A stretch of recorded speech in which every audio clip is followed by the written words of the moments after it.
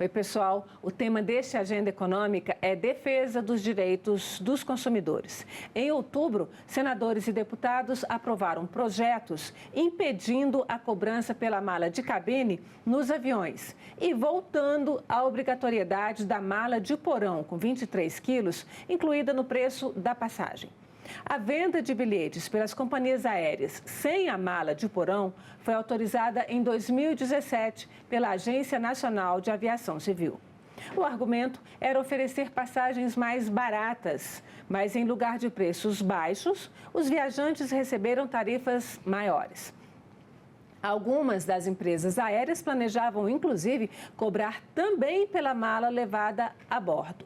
Por isso, veio a reação do Legislativo. Neste Agenda Econômica, eu converso com o coordenador geral de Estudos e Monitoramento de Mercado da Secretaria Nacional do Consumidor, Daniel Carnaúba. Daniel, muito obrigada pela sua presença aqui no Agenda Econômica. Eu que agradeço o convite, Antônia. Nós vamos conversar com a questão das companhias aéreas e das passagens, mas tem muita coisa de defesa do direito do consumidor para a gente falar aqui. Maravilha, esse é um tema que eu gosto. Então, como é que o Ministério da Justiça, a Secretaria Nacional do Consumidor, na qual você trabalha, está lidando com esta questão das malas nas malas incluídas ou não nos preços das passagens? Como é que vocês lidaram até agora? Olha, Antônia, eu acho que essa notícia das duas empresas que decidiram cobrar pela mala de mão pegou muita gente de surpresa, né? A gente tinha uma prática no mercado brasileiro de que o passageiro podia transportar duas malas de mão gratuitamente. Uma mala de maior porte, aí de porte pequeno, uma mala normalmente de rodinhas, além de poder levar uma mochila, uma bolsa, um item pessoal. Então, seria a mala de 10 quilos, que a gente conhece como formal, e levar uma bolsa maior onde tem as suas coisas. O passageiro brasileiro sempre teve acostumado, isso já é uma prática no mercado, de transportar esses dois itens a bordo.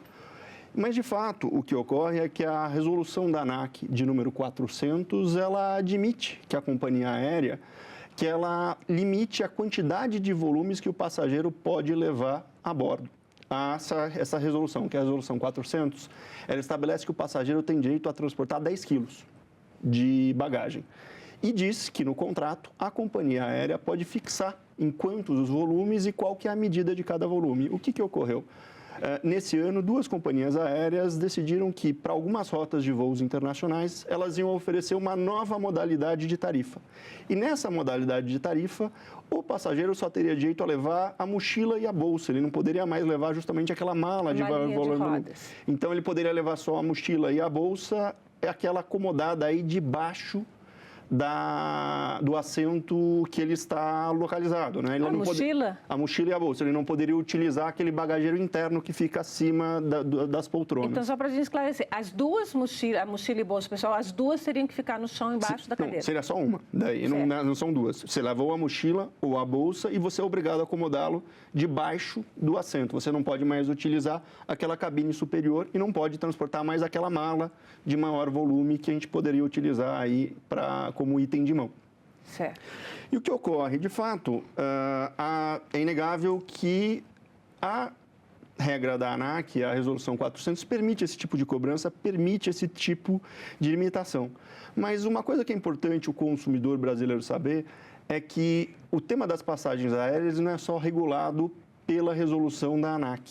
Existem uma série de outras normas que também regulam, que também incidem sobre esse contrato de transporte. E a principal delas, sem dúvida, é o Código de Defesa do Consumidor.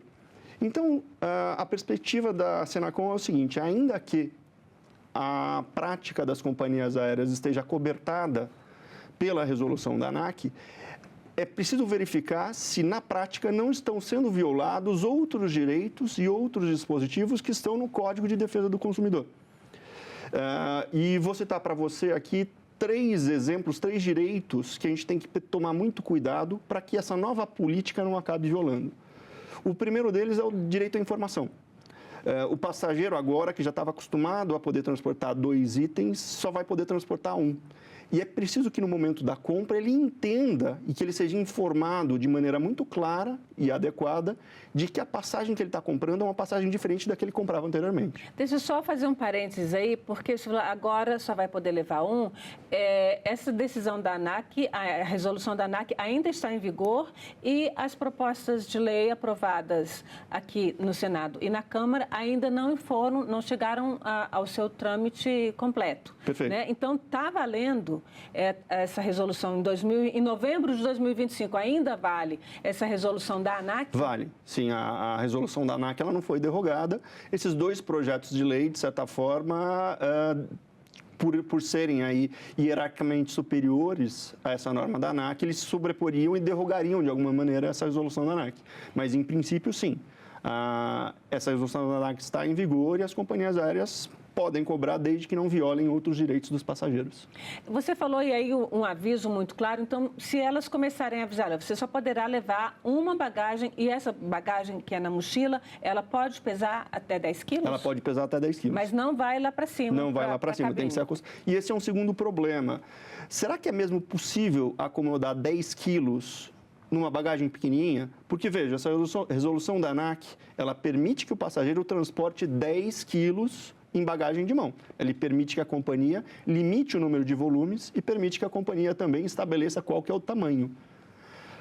Certo. E como que fica aqueles bagageiros lá em cima? Ficam destinados para quê? Para quem pagar outra tarifa. A tarifa mais cara vai dar acesso também, além da mochila e da bolsa, vai dar acesso também, permitir que o passageiro leve uma bagagem de maior porte que vai ser acomodada nesse bagageiro sobre os assentos.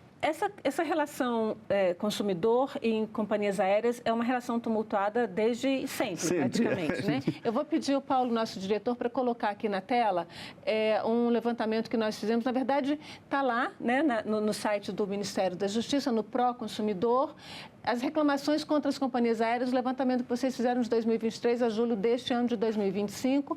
E aí, são muitas e são em grandes quantidades, né? Demora de reembolso quando você, por alguma razão, não vai usar a passagem, retenção de valores, serviço não fornecido, venda enganosa. O que é uma venda enganosa?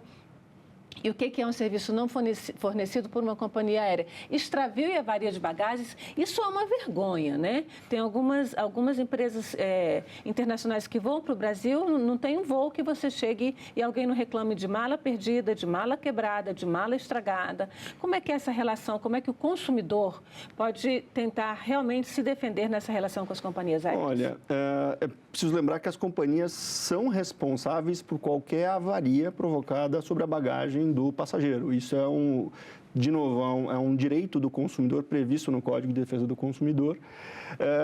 E havendo, de fato, bagagem perdida, havendo itens avariados, o consumidor tem direito de ser integralmente ressarcido pela perda que sofreu. Então, o que se recomenda é, inicialmente, que o consumidor procure a própria companhia aérea e tente solucionar a questão amigavelmente.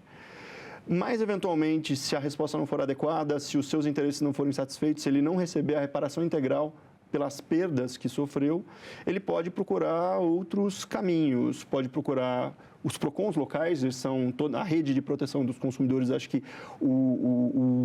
a instituição que está sempre mais próxima do consumidor é o PROCON da sua cidade, pode procurar, eventualmente, as defensorias públicas e nós, da Senacom, nós criamos, inclusive, um canal para tentativa de resolução de conflitos, que é o consumidor.gov.br. É um canal justamente que permite aí que o consumidor entre em contato com o fornecedor, no caso, com a companhia aérea, que comunique o problema e as empresas que fazem parte desses sistemas, que aderiram a esse sistema, e muitas companhias aéreas fazem parte, elas têm 10 dias para resolver, para comunicar ao consumidor qual que é a resolução para a demanda dele. Quando entra nesse site consumidor.gov.br, o consumidor que queira fazer uma reclamação, ele tem que fazer algum cadastro lá dentro? Sim, tem um cadastro. O site ele é muito explicativo. Nós temos tutoriais, gravamos vídeos tutoriais, tem textos, então acho que é um site bastante acessível. Convido aí os espectadores a entrar no site consumidor.gov.br, que é uma maneira muito eficaz faz e da qual a gente tem muito orgulho. É uma iniciativa que nós da Senacom temos muito orgulho. Agora, você falou de uma questão que é a questão da informação, né? Sim. Que as companhias, elas precisam informar melhor as pessoas a partir desse momento. Agora, aconteceu um caso em setembro, em São Paulo, em voos internacionais, em que o governo americano determinou, junto ao governo de São Paulo, que os voos embarcados no aeroporto de Guarulhos, voos internacionais que fossem para os Estados Unidos, deveriam estar os objetos de uso pessoal em saquinhos de plástico transparente. Não podia ser bolsinho, não podia estar separado. Como é que está essa questão e por que essa obrigatoriedade agora? E muita gente, na época, isso foi notícia, teve que jogar seus cosméticos fora. Como é que é essa questão? Olha, aí tem uma questão de medida de segurança adotada pelo país de destino, né? De fato, o país tem o direito de estabelecer regras para voos destinados aos seus aeroportos, mas, mais uma vez, trazendo de novo a questão para o Código de Defesa do Consumidor, a grande questão é que o consumidor tem que ser informado. Por mais que essas regras sejam importantes, visem, em algum sentido, a segurança do próprio consumidor, do próprio passageiro, é importante que ele seja informado da forma como deve acomodar, que tipo de bagagem ele vai poder utilizar e que tipo de produto ele vai poder transportar na mala de mão. E esse é um problema, né? Fazer com que essa informação chegue de forma fácil e adequada ao consumidor. Eu acho que esse é o grande X da questão aqui. A gente está aí próximo de fim de ano, novembro inteiro de Black Friday, às vezes dezembro também. As compras aumentam muito. Eu gostaria de falar um pouquinho de áreas com mais reclamações. Claro. Né? E a gente também pegou a partir dos dados de vocês e transformou aqui no infográfico sobre as áreas que têm mais reclamações de uma forma geral e são grandes áreas e áreas poderosas. Eu vou pedir para o Paulo colocar aqui na tela novamente. E aí a gente tem aqui a área financeira, bancos são alvo de reclamação, cartão de crédito, as diversas instituições financeiras, né? Serviços privados, produtos, serviços essenciais, telecomunicações, saúde, habitação, alimentos. Agora, eu queria que você falasse um pouquinho dessa questão das financeiras e que serviços privados são esses que têm muita reclamação, como é que o consumidor deve se comportar, o que ele pode fazer até para se prevenir, para não ser pego numa armadilha, por exemplo, de uma financeira, de um banco, de um produto vendido de forma inadequada. O que a gente pode fazer preventivamente? Olha, esse rol aí de principais reclamações, de principais áreas com mais reclamação, ele é bastante heterogêneo.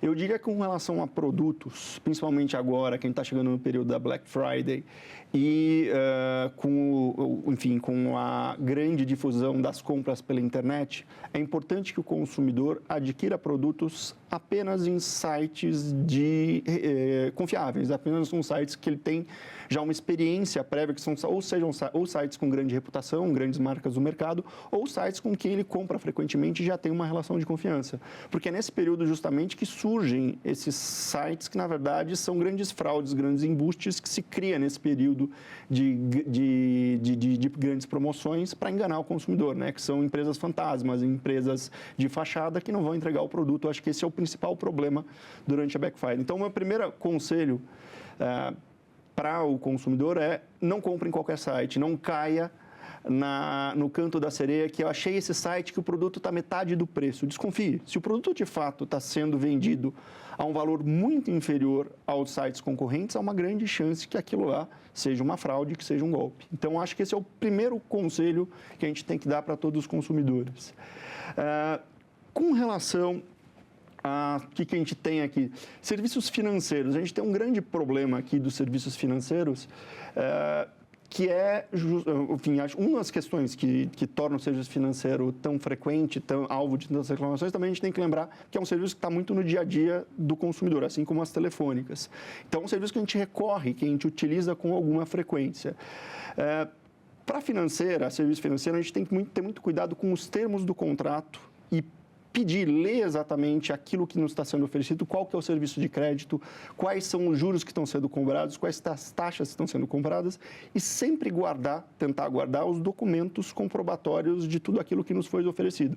Que muitas vezes a grande dificuldade do consumidor é conseguir provar, falar, olha, o gerente me ofereceu tal tarifa e no fim das contas estão me cobrando um valor que não é o que tinha combinado. Mas como é que ele vai provar que o gerente ofereceu uma tarifa se isso às vezes acontece na conversa? É por isso que é importante ter documentação. De certa forma, o Código de Defesa do Consumidor tem um instrumento importante que é a inversão do ônus da prova.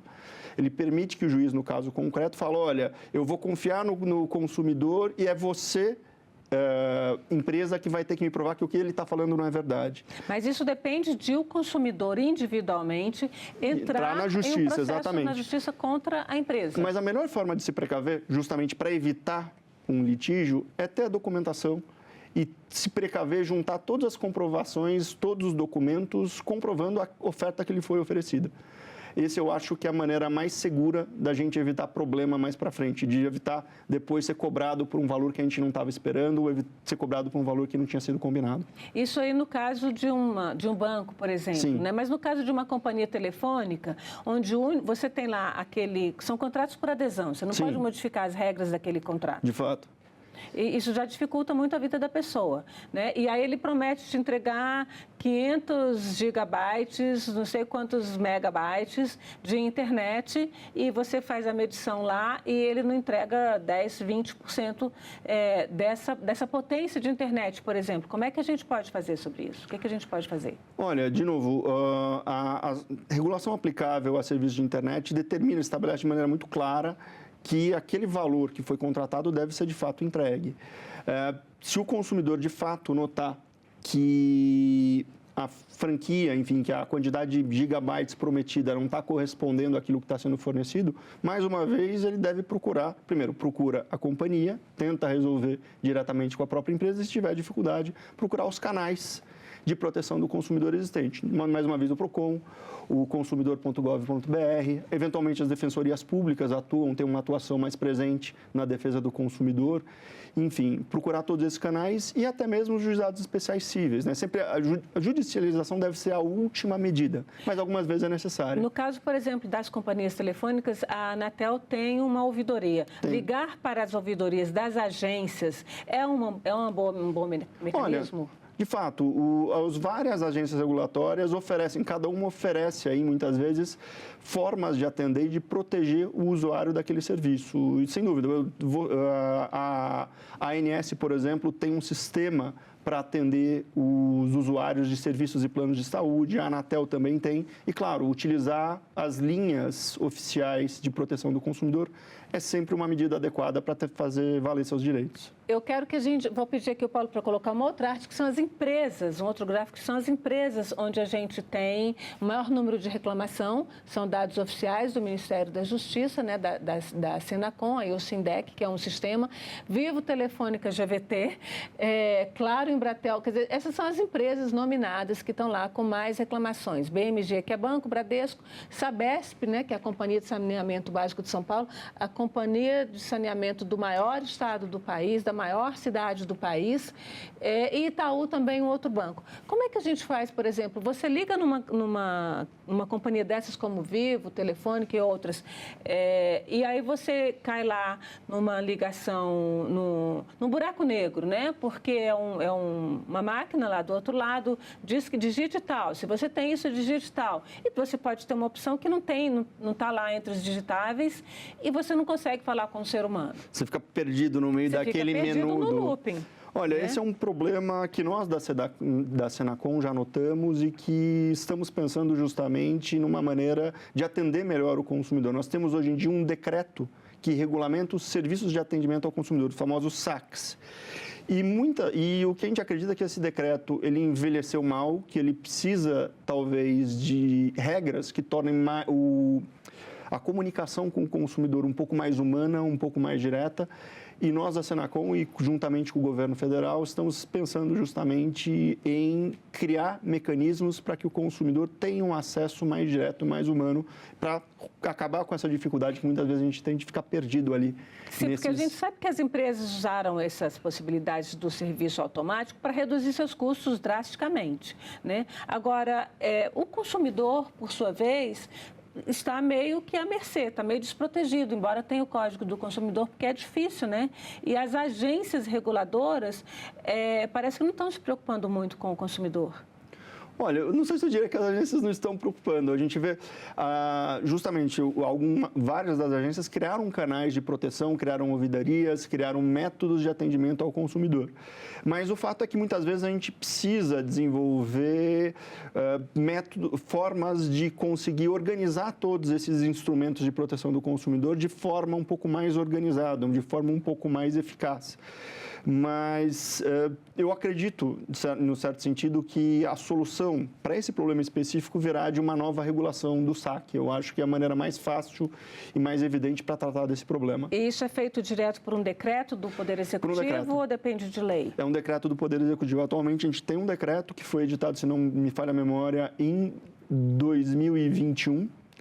Mas é um decreto que deixou aí algumas pontas soltas que permitiu justamente essa desregulamentação e esse atendimento ao consumidor que muitas vezes não é satisfatório. Esse comentário que eu fiz sobre as agências de regulação, voltando à nossa questão inicial, que eram as passagens aéreas, a ANAC, que regula, né, o setor aéreo, as empresas disseram que iam baixar as passagens, tirando a mala de 23 quilos do porão. As passagens aumentaram. E a gente não viu aí o governo, em suas várias instâncias, fazendo nenhum tipo de gestão em proteção, de uma forma coletiva, em proteção do consumidor.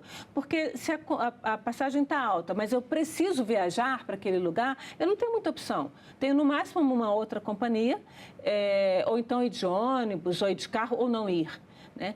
São situações de oligopólio, isso é um mercado oligopolizado. Né? A gente tem no país 2 ou 3 companhias aéreas e mais umas poucas internacionais que atuam aqui. Como é que realmente o governo pode fazer alguma coisa para defender um pouco mais o consumidor em mercados oligopolizados, como de companhias aéreas, como de telefônicas? Olha, eu acho que por meio da regulamentação, nesse tipo de mercado que, de fato, a gente tem hoje, o mercado de transporte aéreo brasileiro atendido por 3 grandes companhias e outras menores. Eu acho que aqui o papel da ANAC de regulamentação é um papel muito importante. E ela tem feito isso com bastante esmero.